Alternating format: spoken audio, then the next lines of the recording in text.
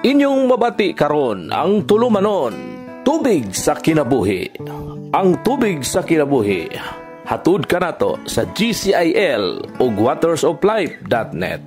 Ug karon ania si Brother Lloyd Galion. Pigson sa atong pagtuon sa sulat ni Pablo sa taga-Roma, ug ania na kita sa ika-31 nga bahin nang hinaut ko na kapis kay sa panglawas. O dako akong pasalamat nga ikaw nagpadayon sa pagsunod sa atong tulumanon. Atong isgutan karon ang nabanhang Kristo mituman sa iyang pagkamatarong dinhi kanato. Atong basahon ang Roma 5:6 ngadto sa 8. Sa dihang wala pa kitay mga kusog sa insaktong panahon si Kristo namatay alang sa mga dili Dios noon. Tingali dili angay sa matarong nga tao mamatay, siguro sa mga maayong tao adunay sulay o pagkamatay. Apan ang Dios mipakita sa iyang kagulingong gugma kanato. Samtang kita mga makasasala, si Kristo nagpakamatay alang kanato. O kanto giingon sa Biblia, human sa pagpadayag sa kapungot sa Dios o matarong paghukom, si Pablo migiya kanato ngadto sa tinud-anay nga paghinulsol pagkabuwak sa atong kagalingon aron kita andam sa pagdawat sa pagkamatarong pinagi sa pagtuo, hingpit nga magkupot sa dakong paglaom o pagpadayon sa matinud-anong gugma sa Dios. Bisan kita nakasulod sa maong kaluwasan atong hinumduman usab ang atong kaagi aron dili kita mahimong mahampugon. Ang tanang espirituhanong gasa, kalinaw, grasya, gugma, kaputli, pagtuo, paglaom o pagpasinsya wala gidala pinaagi sa atong kagalingon o pinaagi sa tawhanong gahom. Kining tanan resulta sa kamatayon ni Jesus. Kinsa mihatag sa iyang kinabuhi, dili alang sa iyang minahal nga igsoon apan sa mga dili Diyos nun, kinsa ang Dios nakakita nga apil kita nila. Gikan niining mapaubsanon nakita nato ang dakong gugma sa Dios. Talagsara kita makita og bisan kinsa nga andam mo sakripisyo sa iyang kagalingong kaharuhay, sa iyang oras, bahandi o iyang kinabuhi aron maghatag sa kaayuhan sa iyang masakitong igsoon. Siguro adunay muhatag sa iyang kinabuhi alang sa iyang nasod nga natawhan o sa iyang mga anak. O ang inahan magsakripisyo sa iyang kinabuhi alang sa mga anak apan walay bisan kinsa nga mangandam nga muhatag sa iyang kinabuhi sa mga kriminal o sa mga gisalikway nga kaaway kundili ang Dios lamang.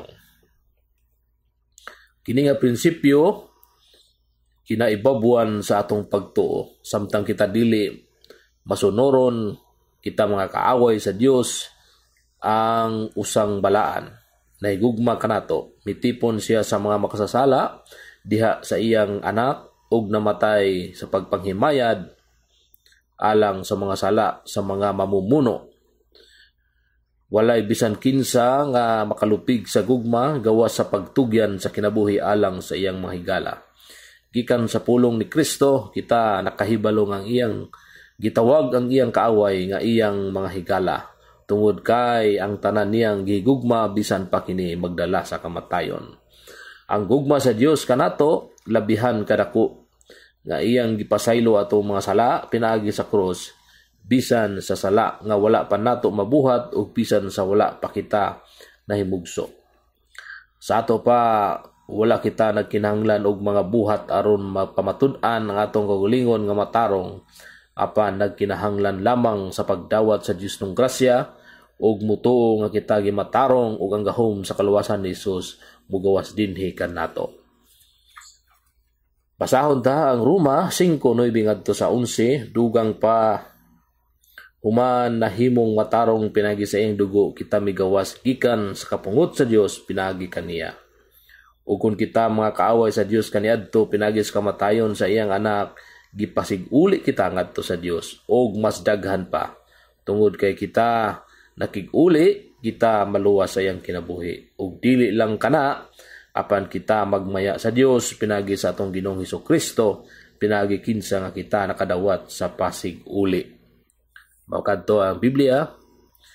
Karon pagmaya ug ambak sa kalipay, tungod kay kita gimatarong tubangan sa Dios tungod sa atong pagtuo o pakig-usa kan Kristo.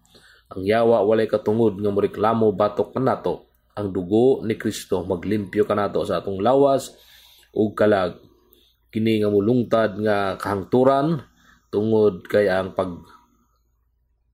pagpangamuyo ni Hesus makaluwas kanato gikan sa kapungot sa Dios sa adlaw sa paghukom. Gipalawom ni Pablo kanato ang usa ka matuoran kalabot sa kaluwasan ning mga ipasabot. Una, kita nakig-uli sa Dios sa panahon nga kita nagpuyo ingon nga kaaway o rebelde batok kaniya. Kini nga pakig-uli walay kasabutan og dili mabayran sa sapi. Ngani kita dili takus og angayan sa pagsugod sa pakig-uli kay kini gasa sa grasya.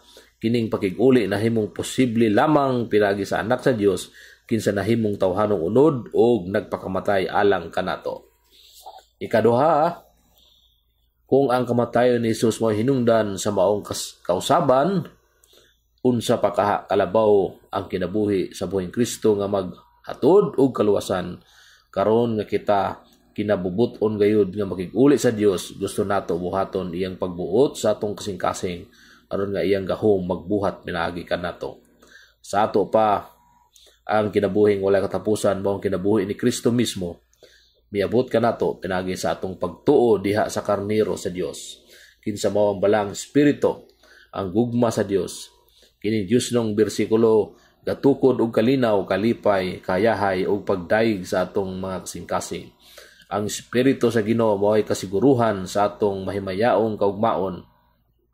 Kay kung kinsa ang magpabilin sa gugma, magpabilin sa Dios ug ang Dios magpabilin kaniya. Ikatulo, sa ingon nga si Pablo adunay kaisog nga mupataas sa himaya sama sa giingon kami usab gihimaya sa Dios. Kini kapasabot nga sa kabalaan nagpuyo kanato o kita nagpabilin kaniya tungod kay wala lamang kita nakig-uli kaniya apan sa balang espiritu kinsa ang Dios mismo nga nagbuhat sa atong lawas nga templo sa Dios. Nagmaya ka ba tubangan sa Dios? Nahimong buak ang dughan, nagpaubos sa imong kagalingon ug nagsimba sa Ginoo. Og nakita ang kataas sa himaya din ang kamatayon ni Kristo mibayaw kanimo. Magampo kita igsoon. Kami galuhod at tubangan sa gahom sa imong gugma nga gimantala sa gilansang nga si Jesus o among gitugyan ang among lawas sa katuyuan sa gugmang balaan.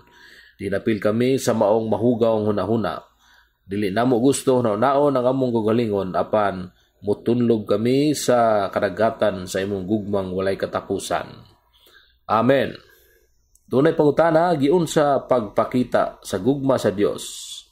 Osbon ko giunsa pagpakita sa gugma sa Dios. Daghang salamat ug hangtod sa sunod Inyong nabati ang tubig sa kinabuhi. Kung aduna kamoy reaksyon, pangutana ug opinyon, i-text ka na sa 0908-426-7070 o kaha 0906-7909-298. Sa dugang pagtuon o pagpaminaw, adto sa watersoflife.net, i-click ang Cebuano. Daghang salamat sa imong pagpaminaw.